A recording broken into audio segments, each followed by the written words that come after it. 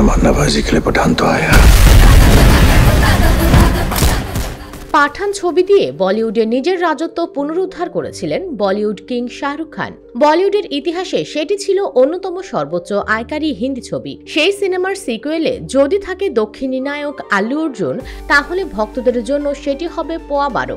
ভারতের বেশ কিছু গণমাধ্যম জানিয়েছে, বলিউড পাড়ায় এবং নেটিজেনদের মধ্যে জোর গুঞ্জন চলছে পাঠান 2 সিনেমায় খল চরিত্রে অভিনয় করতে যাচ্ছেন পুষ্পা তারকা। বড় পর্দায় একসঙ্গে 2 সুপারস্টারকে দেখার জন্য দর্শকরা এমনিতেই মুখিয়ে থাকে। এই গুঞ্জন সত্যি হলে, অর্থাৎ উত্তর ও দক্ষিণের 2 পাওয়ার হাউসের সম্মিলন ঘটলে, সেটি ভক্তদের কাছে হবে সোনায় সোহাগা। দক্ষিণী এই গুঞ্জন যদি সত্যি হয়, তাহলে শাহরুখ খান ও আল্লু অর্জুনকে প্রথমবারের মতো বড় পর্দায় দেখা যাবে।